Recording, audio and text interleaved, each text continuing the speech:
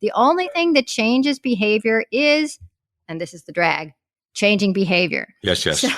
So the point is, once you see that your kid can walk to school and they come home and they're excited and they're happy and they're flushed and they brought you a clutch of dandelions because they were so grateful that you finally let them, and here it is, it's for you, mommy, it's a bouquet. Your heart bursts with joy because your kid is happy and because they're safe, and mostly because you as a parent have succeeded. Because why do you have kids? The reason we have kids, but for evolution reasons, is that so that they carry on our genes.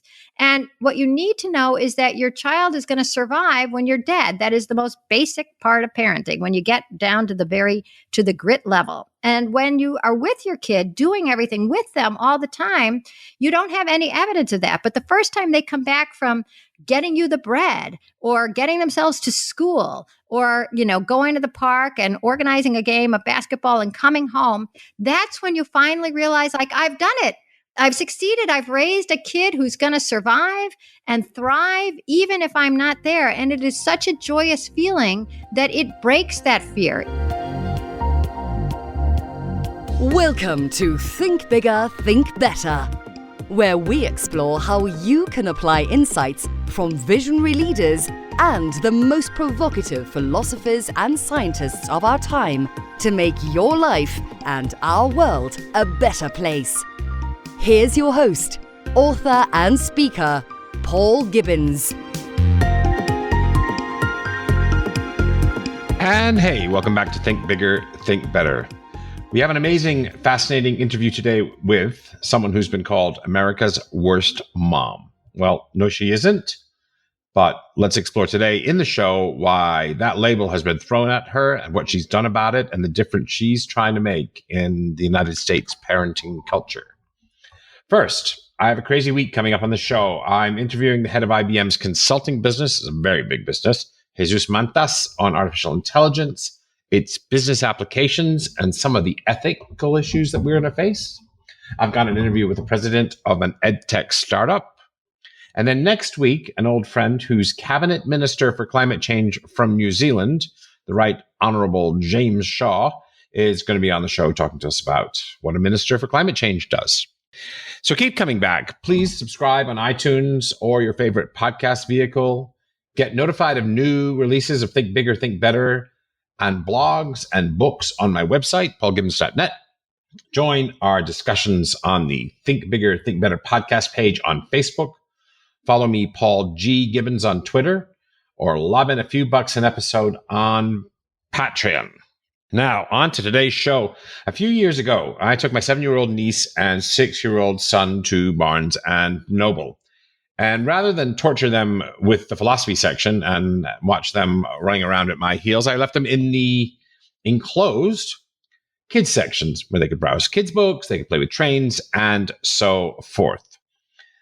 I got home and all hell broke loose. Somehow my sister and my son's mother got wind of my trip to the other side of the bookstore, and I was treated to an irate lecture about parental responsibility. How could I expose the children to a possible abduction in such a way? And over the last few years, such tensions with other parents have continued. For example, over whether a middle schooler could take public transportation to school, as I did when I was a middle schooler. And very recently over whether my high schooler can just grab an Uber home from a friend's house. What's worse today is that the conventional wisdom on parenting, that is our contemporary parenting culture, is on the sides of those people with whom I have this tension.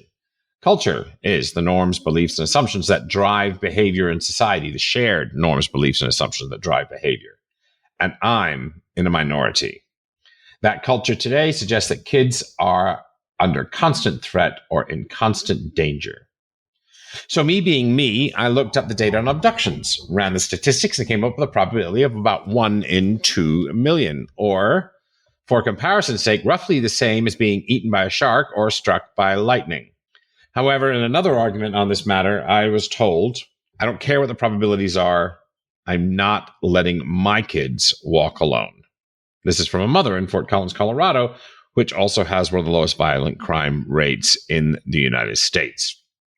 So this tension between my views on parenting and today's culture found its way into a chapter in my business bestseller, The Science of Organizational Change, where I discuss the perceptions of risk and how many of our cognitive biases of human beings tell us how poor human beings are at evaluating risk, particularly at evaluating relative risks.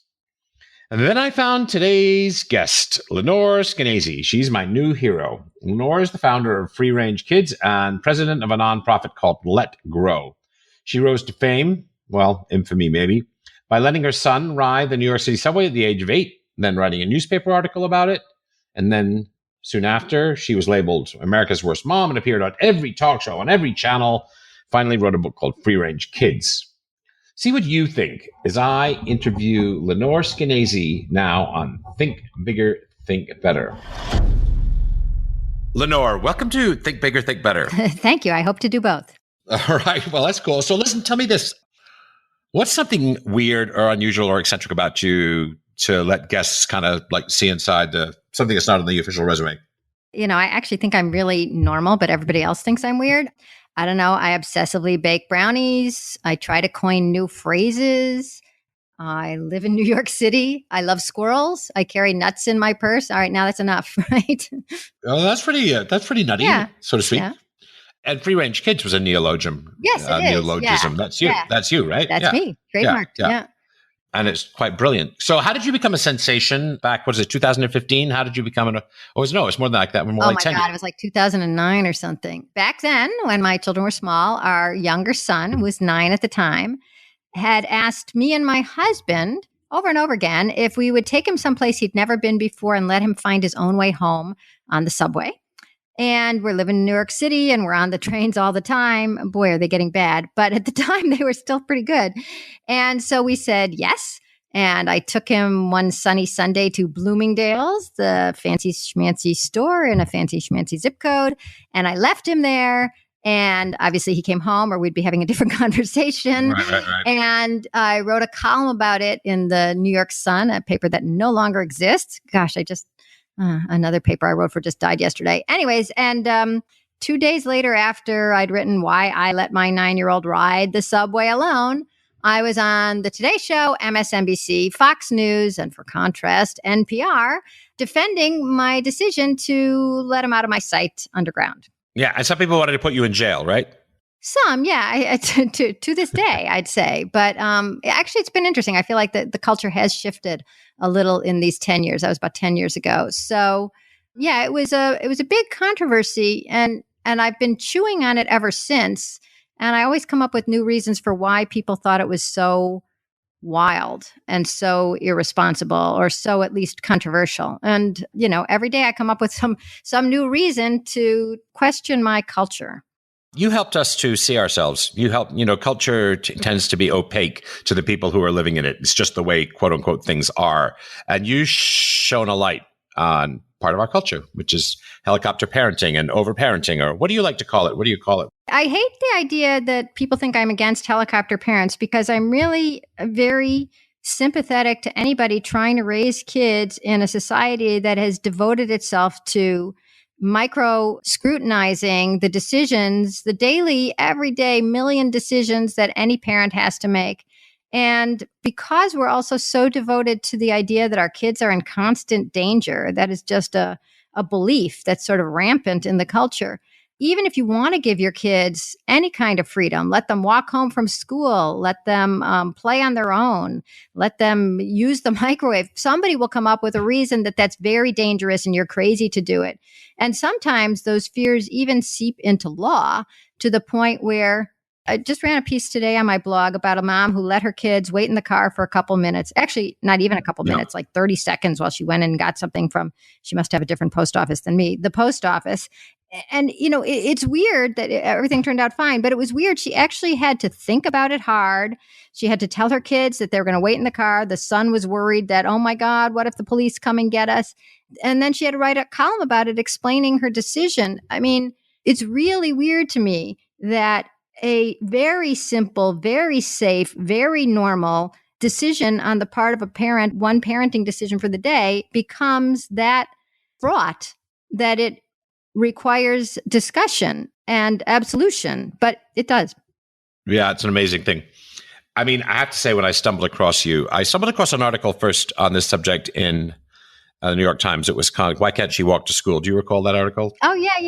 Yes, an awesome article. And I thought it was like a breath of fresh air because I'd been feeling my whole parenting. I have a 14-year-old and an 8-year-old. I've been feeling for 15 years like I was the crazy one. And I don't know if that's other parents feel the same way. So when I say, oh, he can go out and play in the backyard by himself, or he can, ride his bike around the block by himself, or my 14-year-old, can he take an Uber by himself, which I think is completely fine.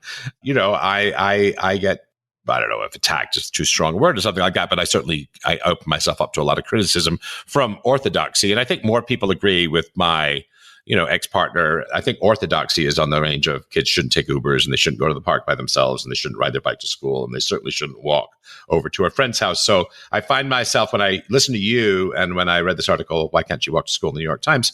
I thought this is a breath of fresh air. There are people there who make me feel less crazy. So I'm very grateful for that. Yeah, although I'm the lady with the nuts in her purse for the squirrels. So here's the thing. In the Soviet Union, they used to throw people into insane asylums if they were questioning communism, right? And in a way, they were crazy, because how could you question something that has complete power over you, including the power to declare you insane? So it was really strange. It was a way to get rid of dissidents, and they weren't insane. But when you're in a culture that's insane, if you're sane, you look like you're the crazy one. And that's what I feel like has happened with us here in America. It is completely sane to let your children walk to school, play in the park, ride a bike around the neighborhood. But it has become, and this is the thing that interests me so much, so quickly, it has become taboo to the point where I think your word orthodoxy makes a lot of sense, because it's almost immoral to let your child have any freedom or to not have your eyes on them 24/7, that, the culture has decided to treat children as if they are in constant danger. And that has led to so many very strange permutations, like the idea, like most kids don't walk to school. I think we're down to somewhere between 11 and 13% of kids walk to school now, even though the number one way kids die is as passengers in cars. So, kids don't play in the park. I was reading this really cool book by Frank Furedi, F-U-R-E-D-I, called How Fear Works. And he is so ahead of the curve. He wrote a book called Paranoid Parenting back in 2002, before helicopter parenting had become a term. He was really just wised up to this. He's in England. And in the book, How Fear Works, he said that there are certain stories that become these stories that we all believe, and to the point where it's an expected script every time you hear, the beginning of the story. So he said, for instance, if you're watching the news and the anchorman is sitting there at the desk and there's a picture behind him of a playground and all you see is a playground, what is your assumption that the story is going to be? Right. 100%. No, what? I mean, Paul, tell me. Yeah. An abduction, or a kid falls off the thing and he has to go to the emergency room, or some sort of tragedy. Right. So that is the only story. You can't even imagine that the playground behind them is like, new playground opens, or child finds gold brick in sandbox, or, or child has a good time and makes some new friends, or whatever. So there's this one narrative that we allow, and it is that a child was not under the immediate supervision of a parent and something tragic happened. So after I let my son ride the subway by himself and I wrote the column and I was on all these interview shows, there was always a point in the conversation when the host would say, reluctantly, ostensibly, but how would you have felt if he hadn't come home? And it was interesting to me because I could never come up with a good answer. Like, I got a spare son at home, or I don't know, I'd be bummed. I'd be, disappointed, what a waste of time, 7 years of raising him. And now look, I never had an answer. And I realized that it wasn't a question. That was the reason I didn't have an answer, because it was the Frank Furedi book made it very clear to me. It wasn't that they were curious about how he would have felt. It was, let's get back to the real storyline. Even though he didn't disappear, how would you have felt if he did? That's the only story we're allowed to tell. And when the story veers from that orthodox tale, he is risen, whatever the tale is, then you have to get back to it immediately, because nobody is willing to talk about the idea that, kids are pretty safe. Nothing is ever perfectly safe. You got to deal with a little risk in life.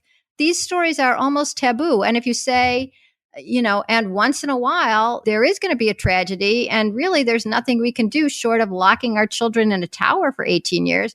You can't even say that because that is blasphemy. You have to say that we can save every children. And if it saves even one, it doesn't matter if we let no kids walk or ride their bikes and we let them all stay at home and get, fat and diabetic and depressed. Doesn't matter because if it saves one child, blah, blah, blah. That's the Orthodox story. That is Orthodox. That's 100% Orthodoxy. Yep. Yep. Tell me this. Did you grow up No, in New I York? grew up in the suburbs of Chicago, Wilmette, Illinois, where they just arrested a lady for letting her 8-year-old walk the dog. They didn't arrest her. The cops came after a 911 call and realized that there was nothing wrong. But then Child Protective Services came. And even though they met the mom and they met the girl and the mom said, look, it's my neighborhood. It's my dog. It's my kid. I believe that she's capable of doing it. I believe the neighborhood is safe enough. It's really safe. It's a boring suburb. They proceeded to investigate the children. They questioned the children separately from the mom. They interviewed other family members, and then they interviewed the pediatrician. I have to say that's disgraceful as far as I'm concerned. It is. That's an unreal level of scrutiny. And intervention. And the terrible thing is that, first of all, that CPS didn't just say, this is a stupid call, goodbye. And then secondly, what are the ramifications? Well, they're duty bound. They must be duty bound to investigate. So that's probably not a bad thing, is that once it's reported to them, they should probably investigate. Okay, so first of all, we should have a way that they don't have to be duty bound to investigate if the complaint coming in is simply that a child was walking the dog. If the child was in tatters or, had bruises all over her body or was injecting heroin while taking the dog for a walk. Okay. But if it's simply a child walking a dog, that should be a case where CPS does not have to do anything further. Sure. And as they did come to the house and they talked to the mom and they talked to the kid, if there's no evidence there of abuse, you shouldn't go hunting for it as if it's, like, yay, now we got a live one and we can do whatever we want. We can interview them as much as we want. We can look in their cabinets. There has to be some provision that keeps CPS from being allowed to invade any home just because somebody picked up the phone and dialed 911 and said, there's a kid outside and I don't like seeing that. My listeners from overseas and from maybe elsewhere in America should know that Wilmette, Illinois, the suburb of Chicago, is a pretty shishy suburb. It's a lovely suburb. My parents moved there probably for the same reason that everybody moves there today, which is that the schools are great. And when I say CPS, I mean Child Protective Services, which in America has a terrible provision, which is that anybody who wants to can call up Child Protective Services and lodge a complaint and not even leave their name. Right. So it's a great way to weaponize the entire government against anybody you dislike, like your ex-wife, for instance. And because CPS is still at this moment duty bound to A, take anonymous calls, which it shouldn't, and B, investigate simply because somebody called, even though what they called about doesn't seem terrible, like a kid outside, then it's a really easy way to have a lot of power on your side against somebody you dislike, and you can do it over and over and over again, and they have to visit 10 times if you make 10 calls. So tell me this, do you think this has changed? I mean, I think it's changed because when I grew up in New York City, I grew up in Manhattan for 7 years. When I was 8 years old, my mom used to say, go get some milk and bread from the grocery store, which was a couple blocks away when I was 8. And by the time I was 9, and by the time I was 10, I think we had a 10-block radius. I couldn't go to Harlem. Harlem was off the grid. But I could go 10 blocks as far as Central Park. I could go on the East River. And wow, that's a long swath from the East River to Central Park. Yeah, it's like, 7 big blocks. So it's like a mile and a half. What is it? Something like that. But anyway, yeah. So, and by the time I was in junior high school, we could run around. I walked to junior high school, which was... So anyway, I always found that was kind of normal. And I rode public transportation. And I didn't feel like I was the only kid doing this. I felt like that we were all... No, you weren't. And I would say that today, most middle school kids, I think, get themselves where they're going. I've worked with one middle school.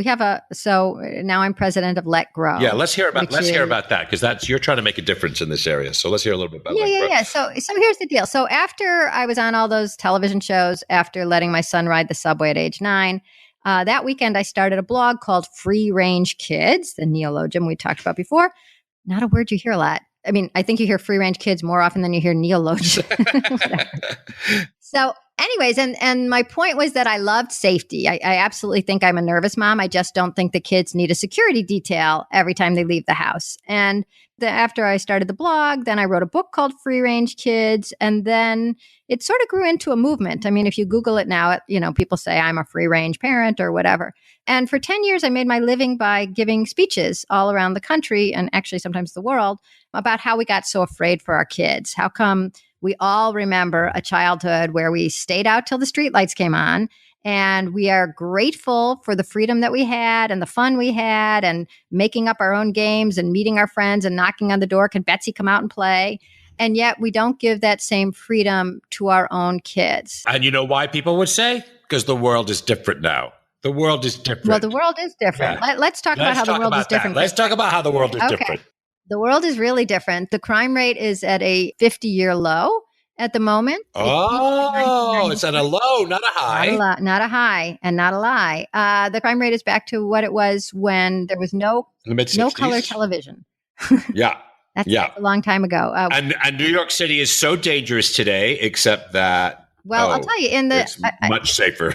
Right. If I don't have the exact pinpoint numbers in front of me, but in 1993, there were about 2,200 and something murders a year in New York City. And now it's about 200 and something murders a year in New York City. So that's 10 times safer than it was in 1993. So people say times have changed. And I say, yeah, aren't we lucky? So if you were outside and being raised as a kid in the 60s, 70s, 80s, God forbid the 90s, or even the beginning of this century, it was less safe for you to go out and play than it is for kids today. And then sometimes people say, oh, but Lenore, it's safe because we don't let our children outside. And I'm like, well, the crime rate against, arson, murder, rape, burglary, and assault. All that's the same. They're all down. And those are against adults, and we're not helicoptering the adults. So it's sort of, once again, we're talking about a story that people believe versus reality. And the story is that times have changed. Nothing is safe. It's not like the old days. And in fact, it's hard to recognize that we should be grateful rather than terrified that we get to raise our kids in an era like this, as opposed to, the 60s, 70s, 80s, 90s, or aughts. So here's what I want to ask you. I'm sitting talking to a soccer mom. She runs her own business. She's a management consultant. She's an HR consultant. She's the parent of 2 5-year-old kids, 6-year-old kids. Mm-hmm. They're on the soccer team. I'm the coach. We're chatting as parents here on the sideline. Mm-hmm. And we end up talking about whether kids should be alone or whether they can walk to school or something in this area. Mm-hmm. And she said, would never let that happen in a million years. Far too dangerous. What if they got abducted? And I said, wow. Well, they've got more chance of getting eaten by a shark than they do of being abducted. And we're in Colorado. There's not too many sharks. And she said, I don't care what the statistics say. I am never letting my children do that. So what do I say to someone that thinks like that? What do I say? Here's the deal. Let's go back for a second. Because free range kids, I go around the country and the world talking about how we got so afraid for our kids. Many people nod along. Oh, that's true. We really, I didn't realize it, but we are in such safe times that we really are crazy, Right. Thank you for the insight, son. I'm going to do exactly what I've always done. So I start Let Grow about a year ago with a new mission because I've changed a lot of minds to the point where, free range kids is a phrase. Utah passed the free range parenting law. You can't arrest parents for letting their kids play outside or walk to school, wait briefly in a car, or come home with a latchkey. Okay. But mostly I just changed minds. Now I want to change behavior. And what I've realized painfully over a decade is that listening to me and my amazing statistics and all the advice about kids need to have an internal locus of control and they only get that by problem solving on their own. And if you're always there to help them, that doesn't help them because blah, blah, blah, doesn't help. Anything I'm saying, whether you agree with it or vehemently disagree with it, it's not going to change how you raise your kids. The only thing that changes behavior is, and this is the drag, changing behavior. Yes.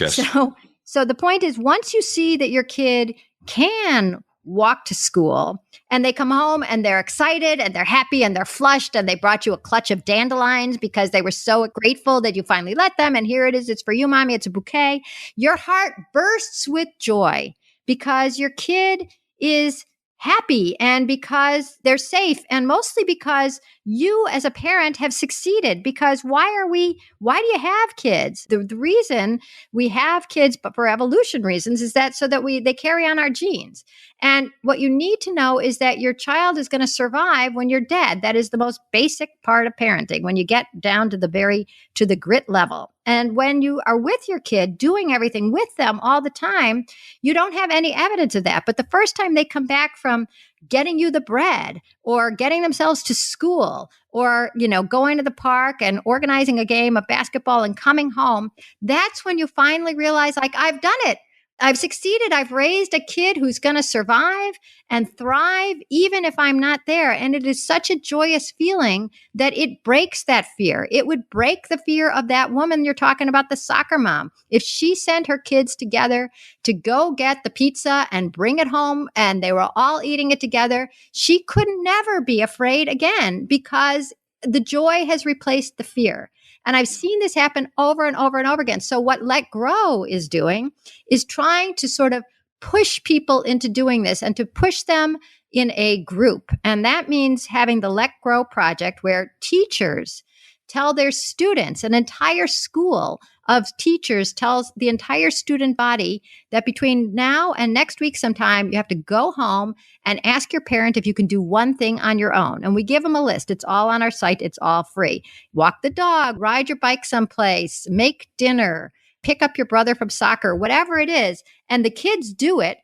And it changes the parents. And then because all the parents are being changed at the same time, it changes the community. And I'll tell you, I was talking to a principal whose school had just started doing the Let Grow project 2 weeks earlier. And she said that when she was driving home on Friday afternoon, after the project had begun, she's on Long Island in a suburb that sounds like the suburb I grew up in.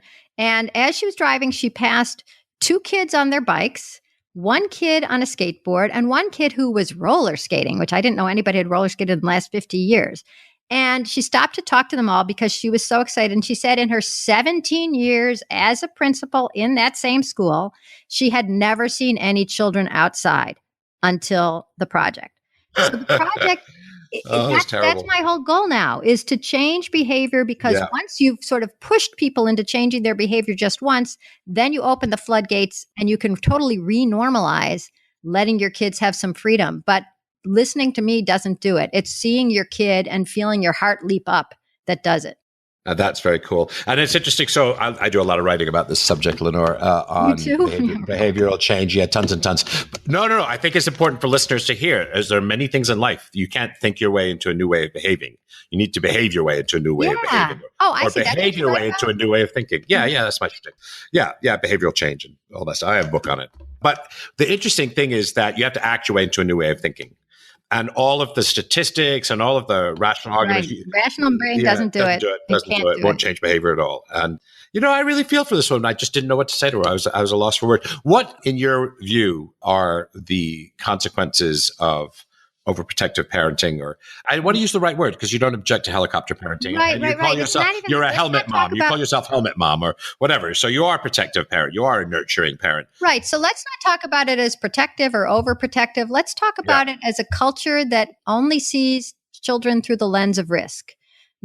What could go wrong? Right. You're not breastfeeding. Oh my God, they're going to end up with brain damage. And they're walking to school, they're going to get abducted. And they're drinking from a plastic cup, they're going to get cancer. And they're, it's almost laughable, except that every day I got a press release the other day from a company that is making pants that are very subtle for children. They look like normal pants from the outside, but inside there is literally bubble wrap. And the reason that the lady had invented this, and she was so proud to the point where I haven't made fun of it on my site because I felt bad for her because she's a woman entrepreneur.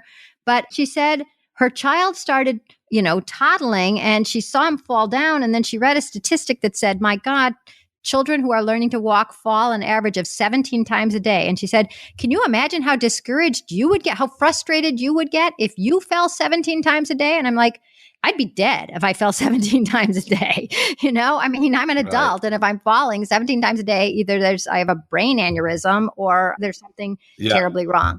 But if you're a child, you're supposed to fall 17 times. So you have because it's not easy to start walking. But rather than frustrated, or maybe you are frustrated, maybe you're so frustrated by falling that you will yourself to walk a little better and to try it again and to get good at it. And so she had really flipped reality on its head from it's bad to fall when you're learning how to walk.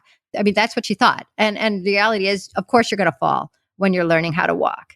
And so when you're living in a culture that is telling you these crazy things all the time, that it's dangerous to walk to school, but safe to drive to school, and it's dangerous this, dangerous that, it's a society, it's a culture that has wedded itself to the idea that no kids are safe doing anything ever on their own. And the consequence of that, what we're seeing is off the charts rise in anxiety. And it doesn't surprise me at all, because if you were micromanaged every single second and somebody was watching you saying, no, not that way. No, Paul, wait, move the microphone. No, wait, would you say that again? And no, I'd like ask a different question and change your voice. And that's not good. You would be driven crazy too. And the other thing about childhood is that childhood is when you gain mastery. It's when you learn your way around. It's when you figure out how to deal with the bully. It's when you organize a game and everybody is playing duck, duck, whale because you came up with the idea. And if all these things, if all the time that you would be spending creating and risking and being brave are all taken out of your lives because there's an adult there saying, I'll hold you, I'll watch you, I'll give you another turn, put that down, let's share. There's nothing inside of you that builds any resilience. And so I would be very, very fragile too if I hadn't had a normal childhood where I had to deal with some anger, fear, frustration, and guilt, I guess. And instead, all this is taken out of the kids' lives because it's too much for them to handle. And weirdly enough, that makes life too much for them to handle. Sure. Isn't that weird? We by trying to produce certain results, we actually produce the opposite of the result we're trying to produce. So you're starting to think by wanting to produce safe kids and kids who are well-adjusted and well-balanced or anything, we're actually making them potentially more anxious and with a reduced sense of autonomy and self-mastery and self-efficacy. And so, yeah. You name it, everything. So here, I'll tell you my favorite story from. All right. I want to hear your favorite. So I want to hear two stories. I want to hear what's the most absurd thing you've ever heard, like your Wilmette example and the kid walking the dog. And what's the most inspiring thing that you've ever heard of, like in sort of a free range? Yeah. All right. I'll tell you one. Here's the absurd one and sort of depressing, which is that I was interviewing kids the other day about their independence. And I asked all of them, and they were ages first grade through fifth grade. So 5-year-olds through 10-year-olds, what have you done that was cool that, you really felt like on top of the world because you did it yourself? And one boy, and I can't remember if he was 9 or 10, told me that he got himself to karate.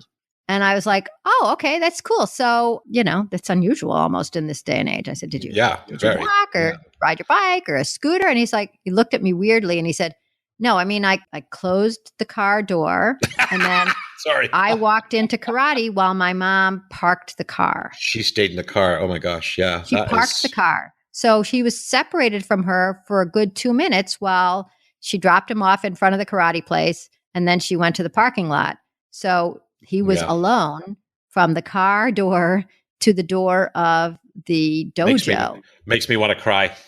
To me, this was, look, I've been listening to these stories for 10 years. That one really threw me for a loop because he thought that was independence. That was a big breakthrough. Yeah. He had done something by himself and really he'd walked 20 feet. And his mother would be there soon. I mean, she was just parking the car. She wasn't dropping him off and then I'll come back when I'm done grocery shopping. She was still planning to watch the whole karate lesson and then pick him up and take him home. So very, very sad. It's weirder than sad because it's like a dystopian novel. I mean, I hated The Handmaid's Tale so much that I only watched the really short movie version from the 90s. Yeah. But the whole idea there is that nobody has any freedom because they're under constant surveillance and everybody can turn them in. And what we're doing is we're raising children under constant surveillance. They are, they're with a teacher, a coach, a parent, the dojo instructor, but independent time to think, to get lost, to come up with a new idea, those are missing from their lives. And, if you grow up in a prison, you don't know that you're growing up in a prison because you've never been beyond there. And Yeah. he didn't know that like walking from the door of the car to the door of the karate lesson is not a big deal. Yeah. So So that inspire was, us. so here's give us the a nice big, thing. So here's a mom who was here's a big also one. very afraid. And she Yeah. wrote to me. She'd heard me actually on a radio thing. So podcasts have a fantastic place in our culture. And she heard me talking about, unlike most people, she heard me talking about the statistics and crime is down and anxiety is up and we got to give our kids more freedom. And somehow she took it to heart. And this is how nervous she is. So she was running a 5K race with her daughter, who I can't remember the age, it was like about 12. And, every, I don't know, K or something, you have to check in. And her daughter said, 700 kids in this race and parents, I guess. The daughter said, "Can I please go ahead, Mom?" And the Yeah. mom said, "No, I have to be with you." And she's like, "Please, Mom, please." And it wasn't on a court. It wasn't just around a track. It was like through some woods or something. And the mother was terrified, but somehow Yeah. she got herself to the point where she said, "Okay." And her daughter took off like the wind. And the mother was still so nervous that every time she came to one of the checkpoints, she'd say, "Did you see a girl come by here? She has brown hair and she was wearing a spangly bracelet or whatever." And the people would say, "Yes, we saw her. She went by, she went by, she went by, she went by." And when they got to the end, not only had the girl gone by, she won third place out of There you go. 700 people. And that's what happens when you let your kids go. And this was a mom letting her kid go only on a prescribed course with 700 other people. And still, it was very hard for her. And that's why I don't blame parents for being helicopters. It was another era. She wouldn't have felt fearful like that. We've created fearful parents. But being able to let her go, she got the brass ring. I mean, she got actually the brass medal. She was third place. Yeah. So that to me just shows that even the most scared, the most oppressed of us parents, when we let go, we will, joy cometh in the morning. It's a different feeling. It's a different relationship. It's freedom.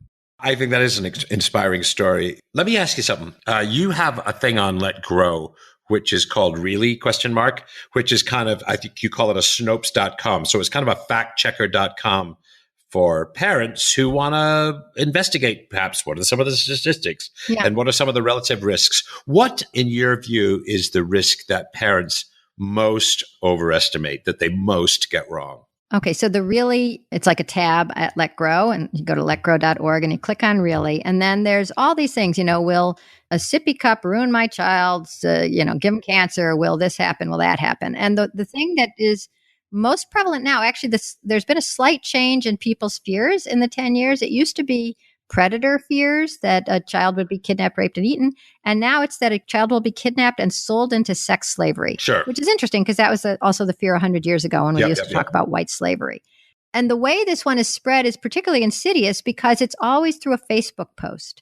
And I collect these Facebook posts, and I have, I'd say, maybe 50 of them at this point.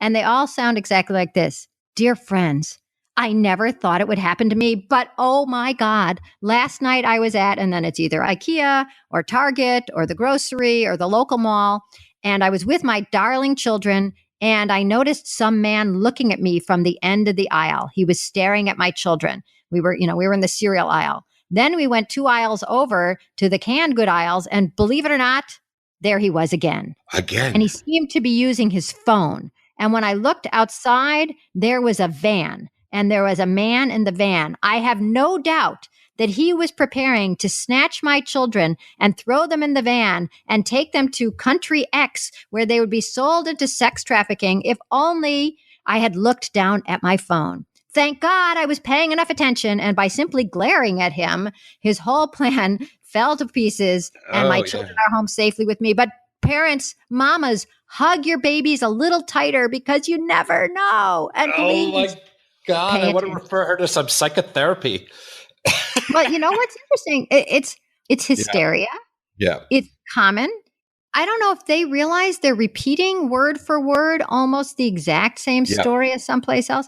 And the thing that makes me most outraged is not just that these get shared hundreds and sometimes thousands and sometimes hundreds of thousands of times, but sometimes the media, the craven media that I was part of for so long, I'm a newspaper reporter by trade, picks up the story from the Facebook post and said, "Mom's close call in IKEA," or, "Mother terrified at local mall."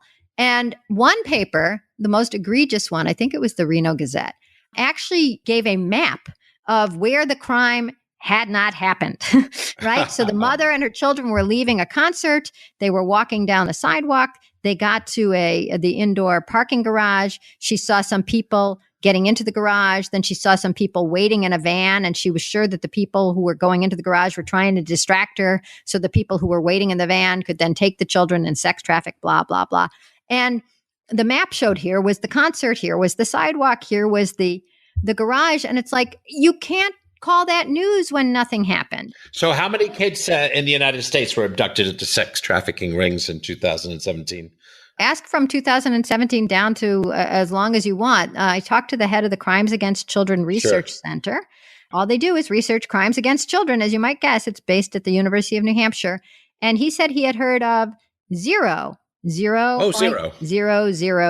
cases of any child taken from a parent at a store or at a public place and sold into sex slavery or forced into sex slavery. So it is completely an urban myth. And yet parents think it's happening all the time. And stranger abductions, which is a slightly more frequent, I think very it's around infrequent. 50. Yeah. It's about 50 a year, right? It's about 50 a year. It's actually the most recent year we have is 105 from 2011. Yeah. 30% of them weren't even recognized as being missing because the real tragedy is kids who are completely neglected to the point where nobody notices if they're around or not. And it's the rarest of crimes. I mean, the vast majority of crimes against children are not committed by strangers. They're not committed by people on the sex offender registry. They're committed by people that they know and often love who are in very close contact with them. And when I ran the numbers, and I did run the statistics or something like that, it's something like 1 and 1.5 million or something like that. Right. If you wanted your child to be, my favorite statistic from my book is that, and these were numbers crunched by a guy in England named Warwick Cairns, who wrote a book called How to Live Dangerously. Anyways, if you wanted your child to be kidnapped by a stranger and, taken away, like in Law and Order, how long would you have to keep them outside unattended for it to be statistically likely that's a good that question. They would be taken? And it's sort of like asking how many lottery tickets do you have to buy to be statistically likely to win the lottery? But how long? Hundreds of years, I would guess. But I don't know. That's more than most people guess. Most people think like it's a couple hours to a couple days, but it's actually 750,000 years. That's even more. So even that's crazy. Oh boy, that's really nicely put. Actually, I really like the way you've expressed that. I'll put a link to the book in the show notes, as well as a link to your book, as well as a link to Let Grow. Oh, great! As well as a link to the Vimeo video of you on Jon Stewart, which I thought was hilarious. So we're going to do all of that. Fun. The leading causes. So what causes of childhood accidents are we underestimating? So where are parents making a mistake by not being... I don't think nobody's underestimating any kind of death to children. The number one way kids die is as car passengers. Yeah. So, have them use seatbelts. Yeah. But it's still, I don't think we're underestimating it to the point where nobody should ever put a kid in a car because, oh my God, it's so dangerous. But let's just keep it in perspective. It's certainly more dangerous than letting them walk to school, letting them climb a tree. And also fence in your swimming pool if you have a pool. Yeah. I mean, I have the top three as drowning, car accidents, and guns. Those are the three leading causes of accidental deaths. Oh, yeah. I didn't know about the third. I didn't know that guns were necessarily number three. Yeah, it's number three, depending on the age group, but it's number 3 for elementary school children, and it's number 4 for high school age children as a leading cause of death. So, I mean, those are things where we might be underestimating the risk of something like that.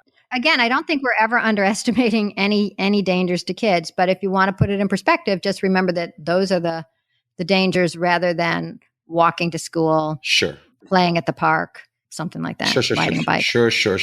So that's great. Tell us a little bit more about where we can find you. What you're up to now would be really cool. Yeah. What's your latest shtick?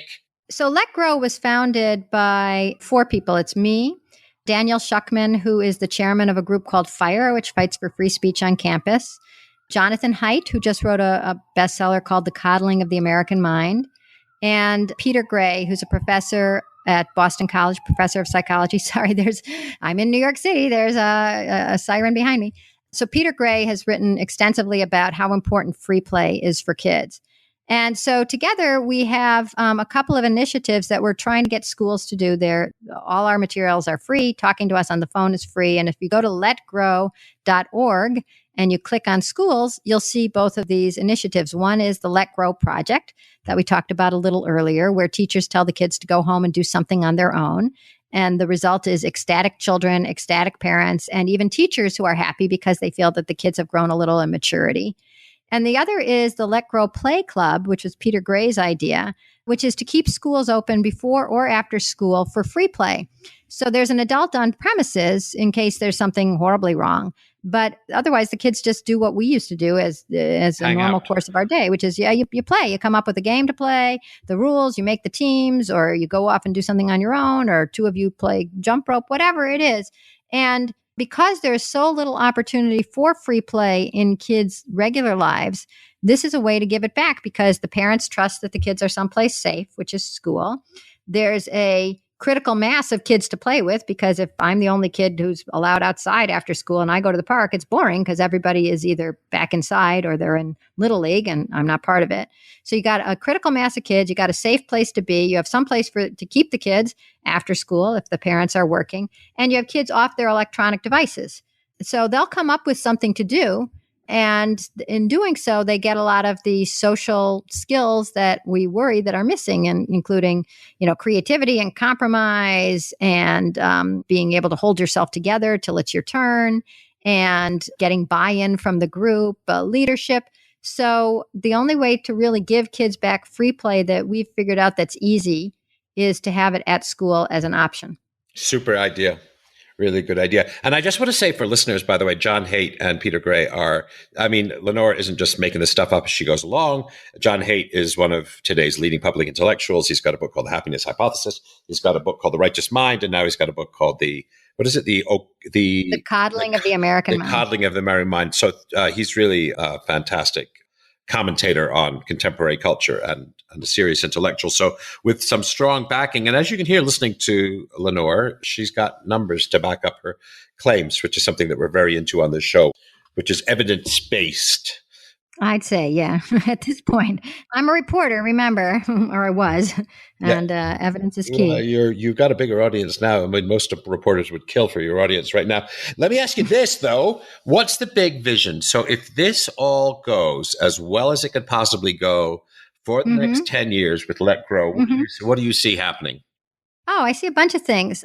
First of all, the Utah law, the free-range parenting law in Utah, that just relieves parents of the worry that some busybody is going to see them letting their kid walk to school and call 911 and upend their lives. That law is great, and I'm hoping that it gets passed in all 50 states. Right now, there does seem to be interest in it in several states, so that looks good. I'm hoping, when we try to boil down our mission, it's to make it easy, normal, and legal to give our kids back some independence. And I think that there's a lot of forces against us, and that there's a lot of organized everything that would like to keep kids caged as they already are. But I think that as people recognize that you want kids who are resilient and anti-fragile and ready for the world, how do you get that? You have to give them some freedom. And so I think the early adapters are going to start saying, let me let my kid out, give my kid some responsibility. And one piece of evidence that I think is very cool in our favor is that here in New York City, a group has just started offering free play after school at this adventure playground where there's like a lot of stuff to hammer and to climb on. And it costs $1,000. And for $1,000, you can have your kids twice a week go and play without adult interference. And to me, it's great. It's so great because if it's worth $1,000, guess what? You can get the same thing for free. And people want to copy the most successful people.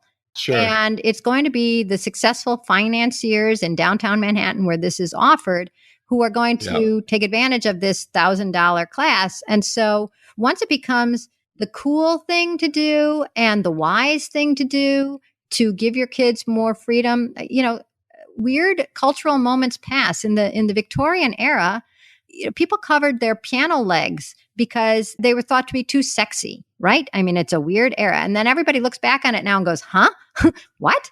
And I think that we're going to look back on our era when we drove our kids everywhere, when we watched over every play date, when we cut off all the crusts until they went off to college, as a strange cultural moment Yes, when we were as doing an aberration in our right, right, what right. were we thinking back then? Yeah. Right. So my vision for the future is that we're looking back on now and going, what were we thinking?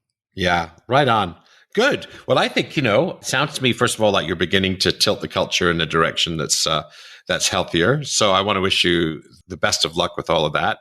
It sounds to me like Let Grow is just the right kind of organization. Got some great minds behind it and some great passion and energy, which I hear from you, that's for sure. Mm-hmm. So it's fantastic. This is quite a life's mission that you stumbled into 10 years ago, right? Yeah, really. Who knew? Right? I mean, really. Right? Exactly, right? You wake up one morning and you're all of a sudden you're a household name, the worst mom in America and Right. whatever. And now this is your vocation. This is your mission in life. So that's pretty cool. I think that's a really cool story. Well, thank you. And thanks for being here. Oh, it was great, Paul. This was a fun interview. I appreciate it. I use this end of the podcast to make some notes on contemporary culture and catch you up a little bit about some of the things I do. I just got back from Martha's Vineyard, a wedding. A friend of mine who at 60 had not yet been married. But what's more, his father is a 92-year-old professor of divinity at Harvard, and he got to marry his son. Now, I think that's hella cool. If you're a minister marrying your own son, who's waited till you were 92, it's one heck of a special day. And I was thrilled to be part of it. And I also caught up with all of our friends from college in the 1970s, early 80s. There were a bunch of us. And the vineyard is cool. It's beautiful. It's insanely expensive. But it's a place where grown-ups go to party. And I thought that was kind of fun. I've often talked to my younger friends who go to places like Coachella or ADC or hang out in towns like Vegas where the average age in a club is 21.2. But in Martha's Vineyard, there's a sophistication, and our gang went out dancing every night. And what's more, I never felt prohibitively old, which I certainly do if I go to those other places. Speaking of that week, I turned 58, which sounds ancient to me. I still think inside of me there's a little dude who thinks he's 32. He's obviously deluded, but it's a weird thing. I've just finished Ozark season 2, which was amazing. And they just announced Ozark season 3, which is more amazing still. And I think that will probably win my prize for the best television show of 2018. We'll have to see. But what's interesting about the show, and this relates to feminism, and it relates to me too, is how Ozark started as Marty Byrde, the protagonist played by Jason Bateman, being the uber genius, uber nerd, sort of a Breaking Bad sort of guy, slightly Asperger's, directing the traffic and evading the mob and the cartels by dint of his sheer intellect and problem-solving skills. But now his wife and several other alpha females have got him hopping. And I think that's fascinating, the way these characters who started off as kind of just in the orbit of this super smart guy who are now actually calling the shots and running the show. And if you haven't seen the show, and I'm talking about certainly Ruth, certainly his wife, certainly Darlene, certainly the lawyer from Chicago, who's the cartel lawyer. So certainly he's no longer the hub at the center of the wheel, and the women are just the spokes who revolve around his orbit. And that's what's interesting, particularly living in the time we do, where conversations about feminism are becoming more prominent, more important. And I want to say about time too. And on that same note, there was a show called Doctor Who. I started watching in England when I was 3 years old, which is 1964, 55 years ago. And then we moved to the United States, so I ditched Doctor Who then. And then 10 years ago, I really got into the reincarnation, the remake of it. And my sons and I watched every single episode. So I won't sell you on the show now, but it's science fiction in a very, very British, very quirky way. Now, what's cool about that is they now made Doctor Who a woman. And Doctor Who is a Time Lord who, when they kick the bucket, gets a new body when that one craps out. And the new body that this Doctor Who, for the first time in the 55 years of the show, is a woman. And she, Jodie Whittaker, is incredible, outstanding. So if, like, you don't like quirky BBC sci-fi, I'm not going to probably try and convert you to Doctor Who. Don't bother. But if, like me, you got a little bored of some of the later versions of the show, I got a little bored of Peter Capaldi, come on back, because Doctor Who is back, and I think she may well be as entertaining as any of the previous Doctor Who's. I've only seen one episode, so, the jury will still be out on that. Anyway, so thanks a lot for listening. I'm looking forward to a busy couple of run-ups to the end of the year. Lots of very cool podcasts. Don't forget to hit that subscribe button or that like button, and I will talk to you all next week. To celebrate the launch of the show, and to thank you all for listening, I'm going to be giving away books. Lots and lots of books. All you have to do is leave a review in iTunes. We're going to raffle off a book every single week for 12 weeks. So head on over to paulgibbons.net/iTunes to get easy-to-follow directions and let me know the title of your review to make sure that you're entered to win. Thank you. Thanks for listening to this episode of Think Bigger, Think Better. Great ideas are great, but this isn't gospel. Share your critical thinking in the comments. Where do I disagree? What insights were most powerful? If you got value, don't forget to share the value by sharing the podcast. Finally, to get information on book and blog releases and new video content, head over to paulgibbons.net and join the community of thinkers talking about using science and philosophy to make our world a better place.